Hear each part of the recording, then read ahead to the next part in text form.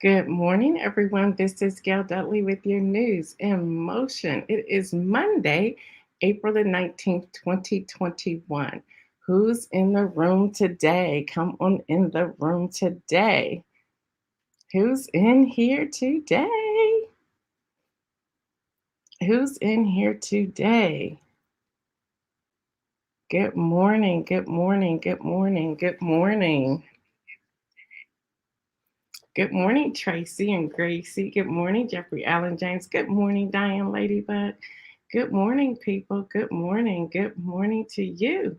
Good morning, Mary Jenkins. Good morning, Stephanie Burbridge Hall. Good morning to you. Good morning, Philip Bridges. Good morning, Tracy Burrs. Good morning, Kenya Noel. Good morning, Kim Edmondson. Good morning, Latrice Jones. Good morning. Hello, hello, hello. It is Monday morning, people. It is Monday morning. Good morning, John Gore. Good morning, Lori Williams Wallace. Good morning, Kimberly Graves. Good morning, Kenny Stanley. Good morning, Patricia Lyles. Good morning to all of you. Good morning. Good morning. Good morning. Good morning. Good morning. What's up? What did you get into this weekend? Tell me, what did you get into this weekend? Good morning, Deborah Sneak. Good morning. Good morning, Shirley. Good morning, Cassandra Tauber.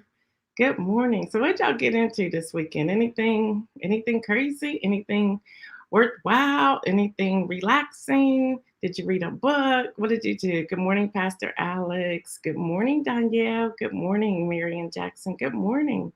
So tell me, what did y'all get into this weekend? Good morning, Pastor Antoinette. Good morning. Anything is crazy? Okay, Kenya said the basketball games. Up, yep, you got your sign. I know what that's like. I remember what that used to be like. Good morning, Yvonne. Good morning, Diane Ladybug. You got your place back to yourself. Well, that should be fun, right? Right, right.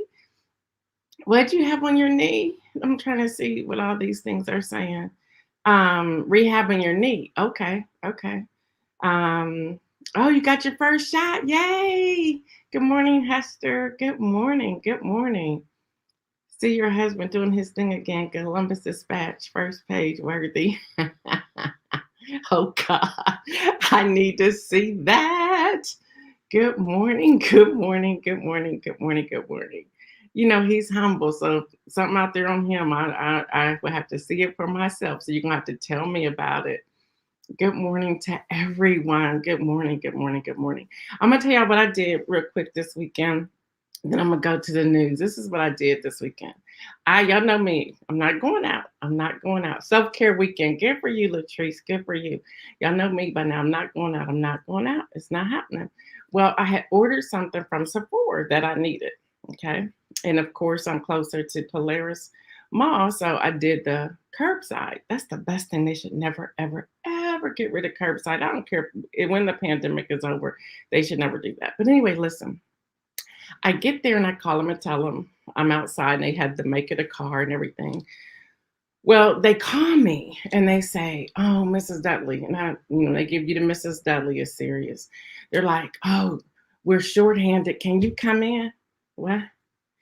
I have a thing against doing anything with the mall. Are you kidding me? And it's not where Sephora is in Polaris Mall. It's not like you can just walk into the door from the outside. You have to go in.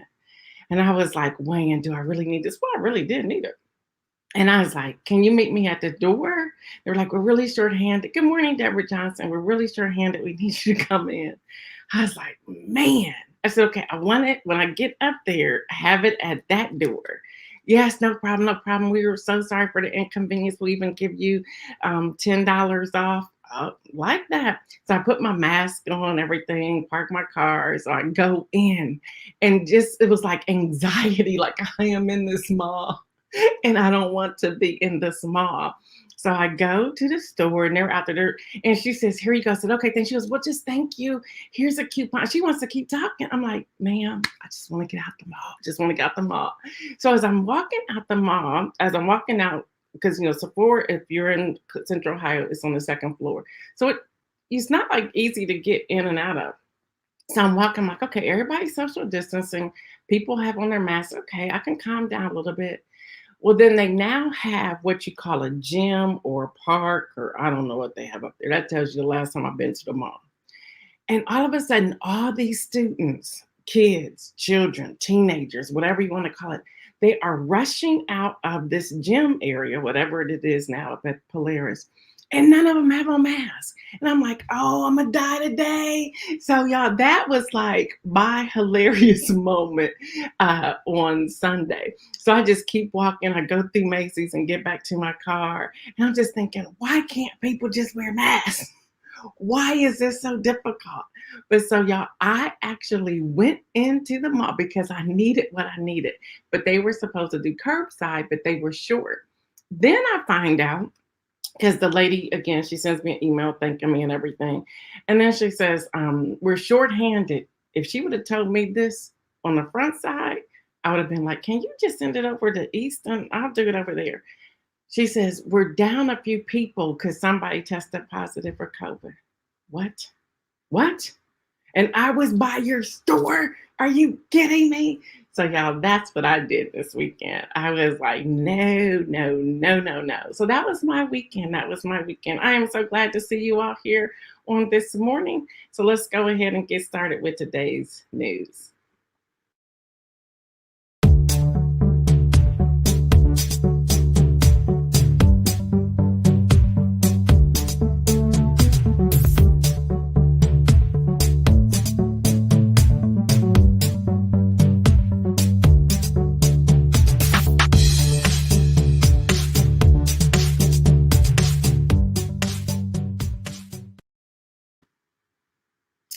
So, with today's news, this is what's happening. This is what's happening today. There's so much going on over the weekend, and we want to keep talking about it. Closing arguments in the trial of the officer who murdered George Floyd will begin today. And I want to share with you all this post from Elizabeth Towns. Her post on Facebook, I think, is very fitting for all of us.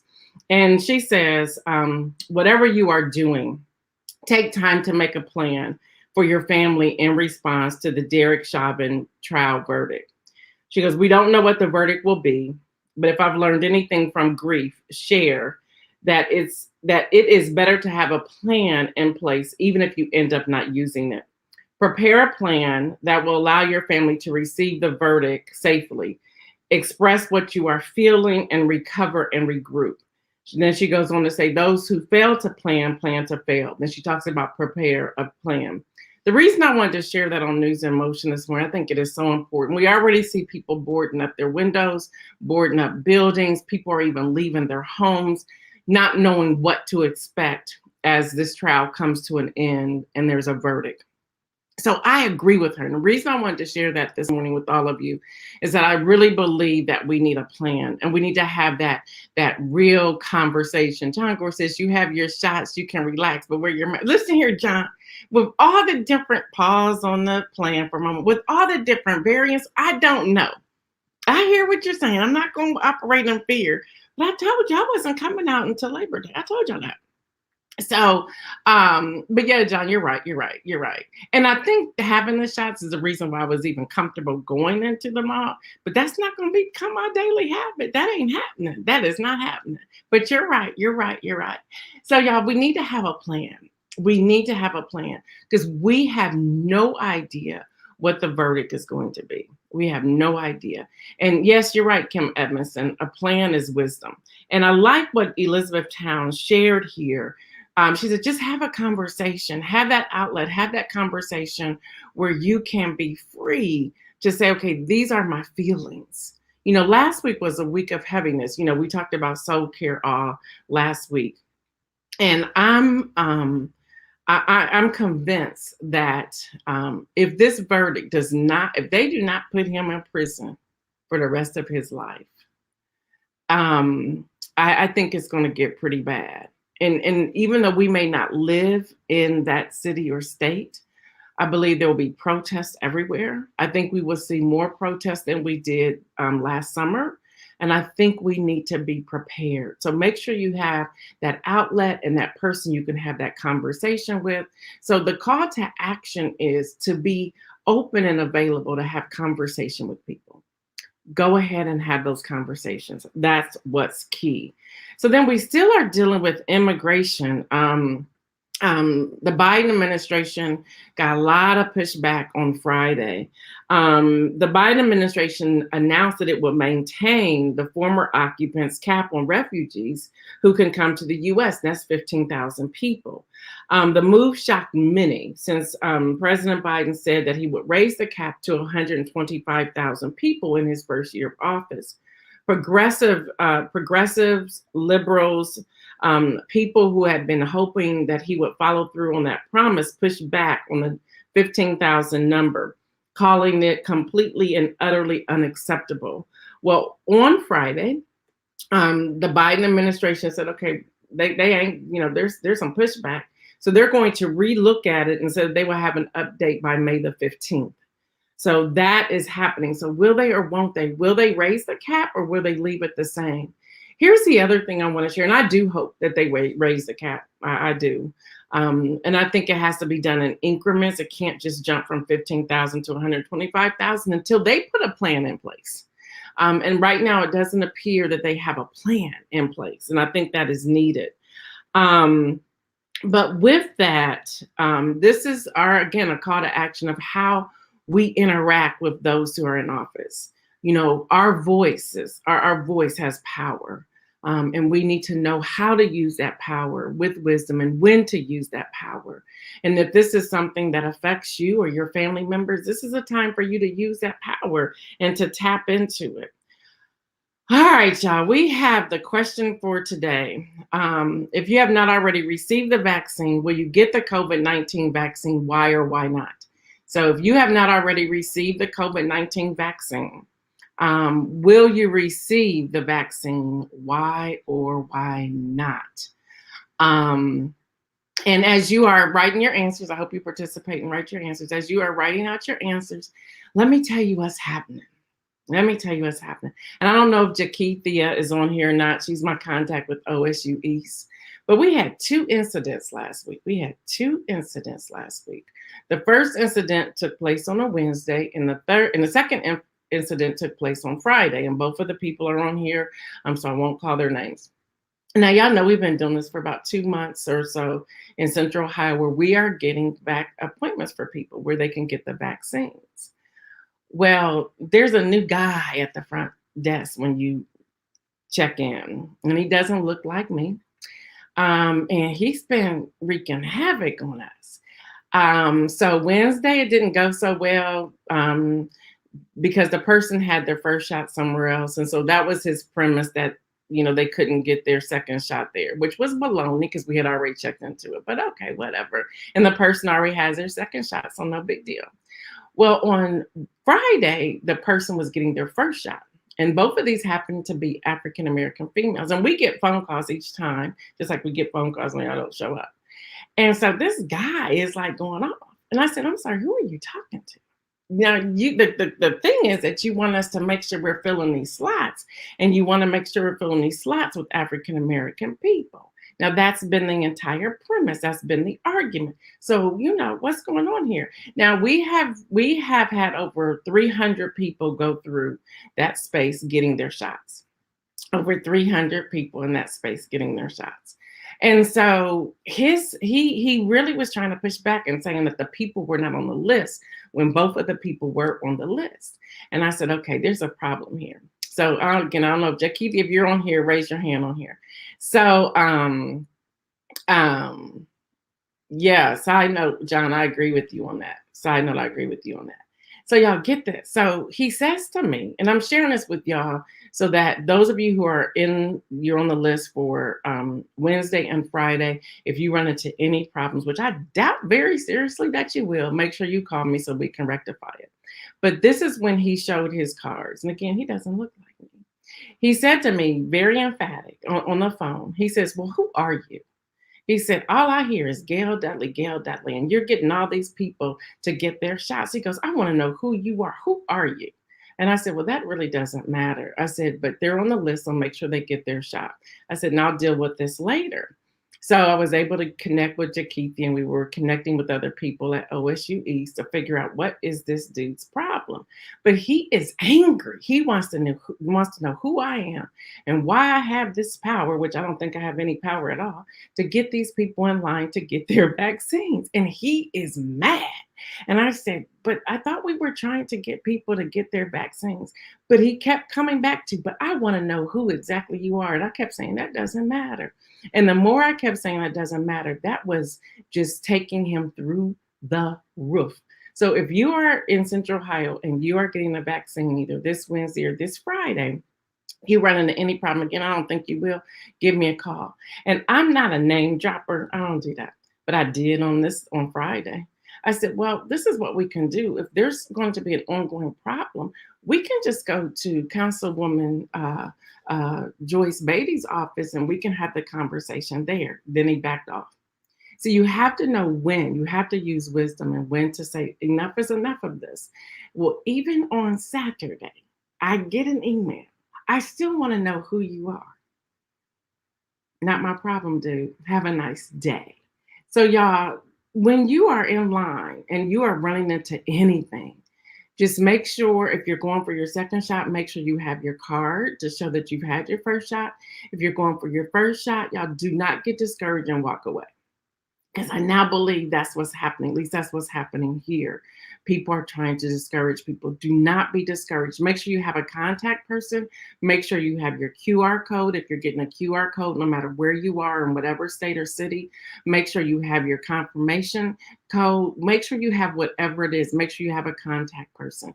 Here it was direct that I and Jakethia put you on a list. And I have the list. I have the printout. I have everybody's name, the times, everything.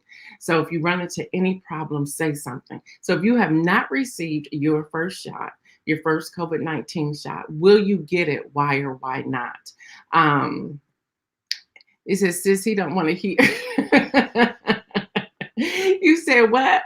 Thank God for your advocacy. Look, hey, I'm doing what I'm doing. I need a t-shirt that says, I love Gail Dudley. When you go back and get your second shot, that would drive him crazy. I don't think I need to encounter him. He was emphatic, y'all. He was getting so upset. I even went as far as to ask this question, and this bothered him too. I said, well, are you an investor or advisor and you control who gets the shot? He ain't like that either. See, don't mess with me when I get mad. People need their shot. Let's see, Pastor is telling you are a child of God and a follower of Christ with favor. Well, there's that. I should have used that. Got my second shot. Well, get your second shot tomorrow. Good, Karen. Good for you. Yes, you go on Wednesday. Good. So, y'all, it's time for those coronavirus numbers. And I really want to know about your shot. And if you don't want to get it, why? And who can we, not to convince you otherwise, but if you have questions, someone that you can speak with. Oh, that's the second part of it. So Jakethia, she just as radical as I am, right? She's a believer. She goes to Trinity Baptist Church with the Dr. Victor Marco Davis. Okay. So she says to me, I think I'm gonna put you on the faith panel about COVID-19. I said, that's gonna drive him crazy. If he walks in and I'm on a panel, that won't go well. And she didn't care. So there's that. Here's our numbers, y'all. Here's our numbers. Confirmed cases, 32,403,382 confirmed cases. 32,403,382 deaths. Oh my gosh, this number is crazy.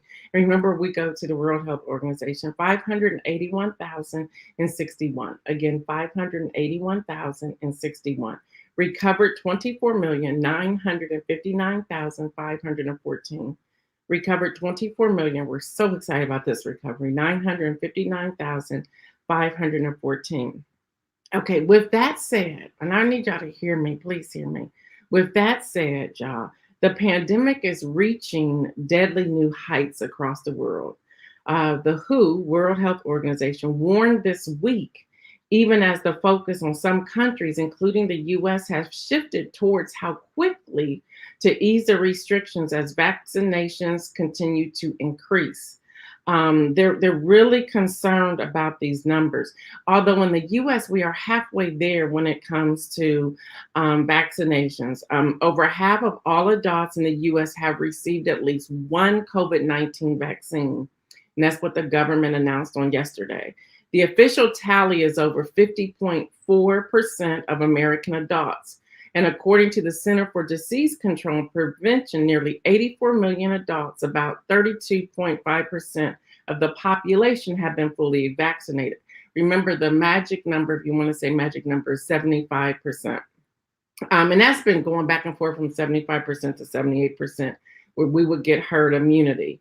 All right, y'all, around the world, and I'm taking my time with the coronavirus today on purpose. Around the world, cases and deaths are continuing to increase in what they're saying at a worrisome rate. The WHO director said at a press conference on Friday, globally, the numbers of new cases per week has nearly doubled over the past 2 months, nearly doubled. This is approaching the highest rate of infection that we have seen so far during the pandemic. And yes, hear me, y'all. And yes, this is including people who have had at least their first vaccine, depending upon the variant. I know y'all don't want to hear that, but I just want to be truthful and tell you. But they are finding that their sicknesses are not as deadly as without having any vaccine at all. Some countries have had previously avoided widespread transmission and are now seeing steep increases in infections because people are becoming too relaxed because of their vaccines or because things are opening up. So they're really sending us a warning sign that we really need to think about what it is that we're doing. Yes, I agree with you, Lloyd. Praise God on the recovery. All right, y'all, the global death toll, and I'm going to give you these numbers, of COVID surpassed 3 million. You probably heard it on the radio or the news this week anyway. The US, Brazil, and Mexico lead the world in COVID-19 deaths. And the US has the highest death toll from COVID-19.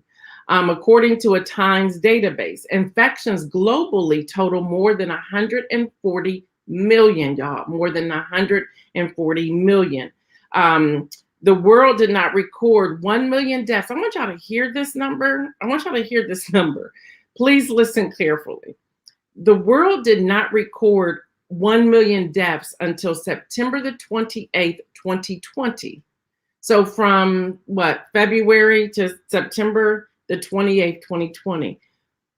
But there were 2 million by January the 15th, 2021. Yeah, there were 2 million by January the 15th, 2021.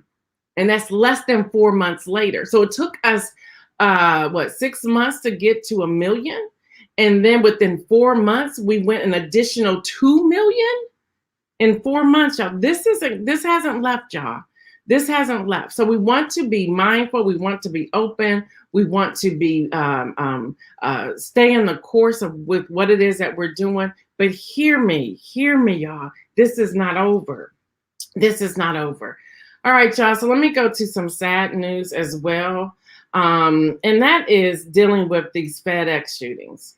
The FedEx shooting, excuse me. The gunman was 19 years old. He had obtained his rifles legally, although March of 2019 or 2020, I believe, he was arrested. His parents have been calling out for his help, mental health issues, but he still was able to get all of these guns and go into the FedEx building and kill 8 people and wounded many others. In addition to that, y'all, there was another shooting in Austin, Texas on Sunday. 3 people were fatally shot in Austin, Texas, and then also Kenosha, Wisconsin. This all happened on Sunday.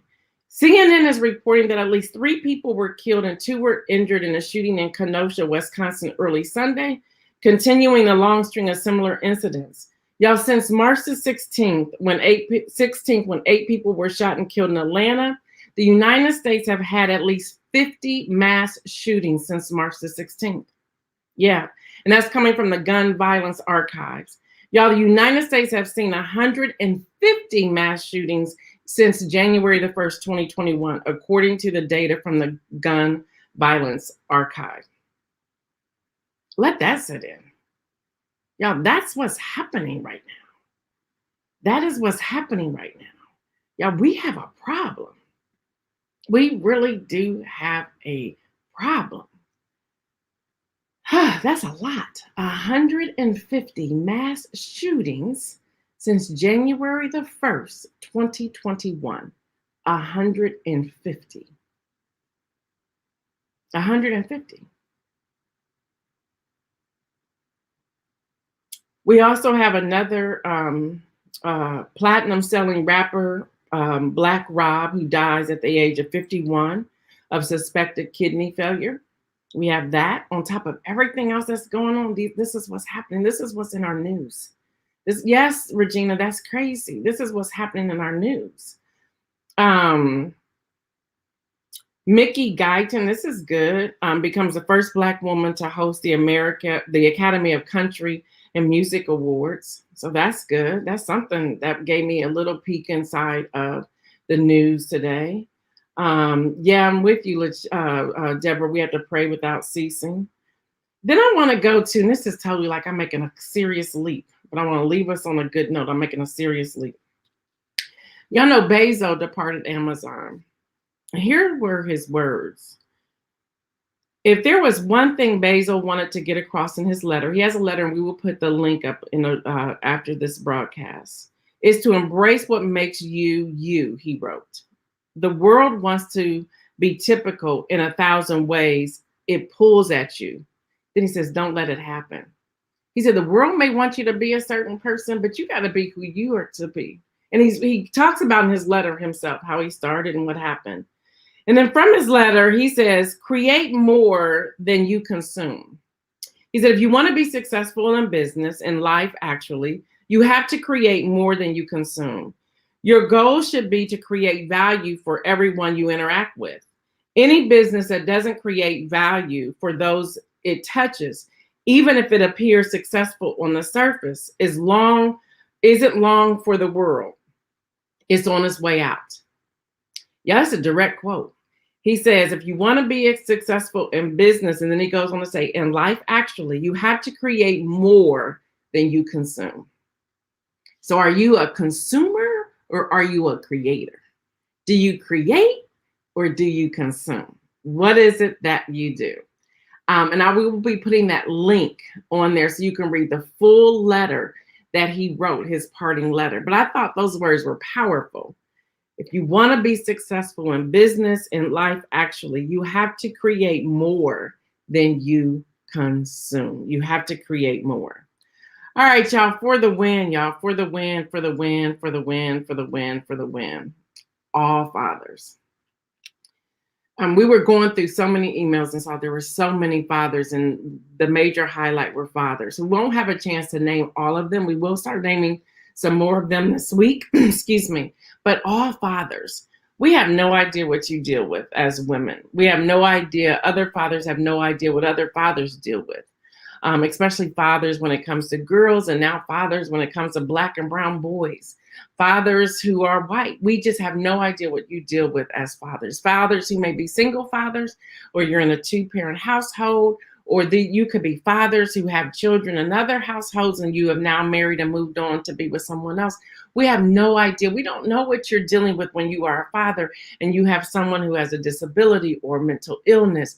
We don't know what it's like for you, the burden that you carry when you are a father and you get downsized, or you are a father and you're not able to make ends meet, or you are a father and you're being complained about, or you're being targeted for whatever reason. We have no idea what that's like for you to be a father, to balance everything that you're balancing. We don't have any idea what it's like for you to be a father and a husband who may be tempted day in and day out. And that temptation can be anything. That temptation can be other women, other men. That temptation can be your job. Temptation could be that you're wanting more than what you have. There could be so many things that are pressing upon you in your life in this season. And we really want to spend time just this morning to say, if you're a father, make sure you are connecting with another father. Make sure you're connecting with a strong male figure. Make sure you're connecting with somebody who is speaking life. Make sure you are pausing long enough if you are married to hear from the wife, the woman, the person that God has sent you in this season. Make sure that you are taking time for yourself and that you also practice self-care. I can't imagine what you go through and what you deal with.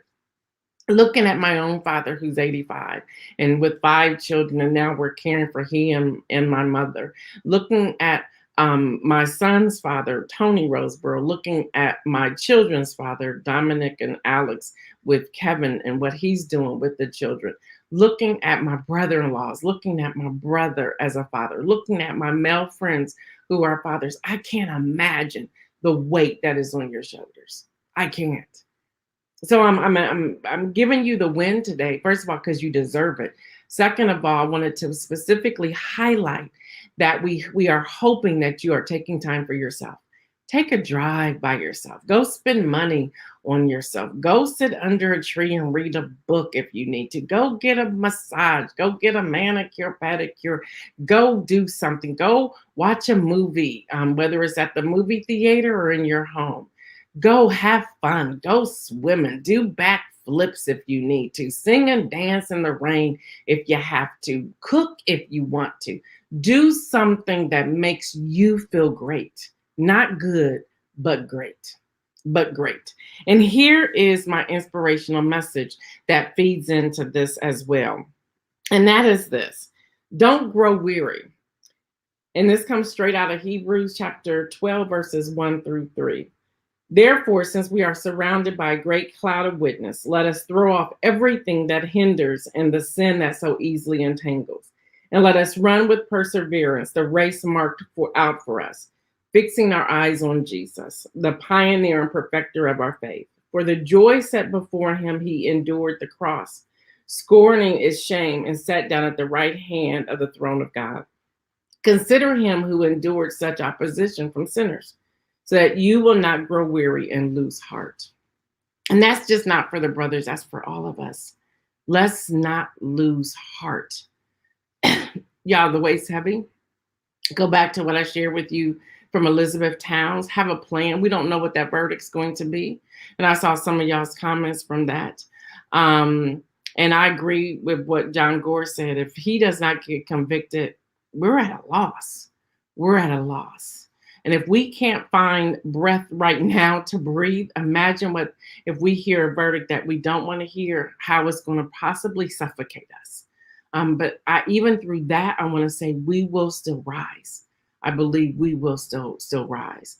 So of course, y'all, stay well and remember, make some moves. Have a great day, everyone.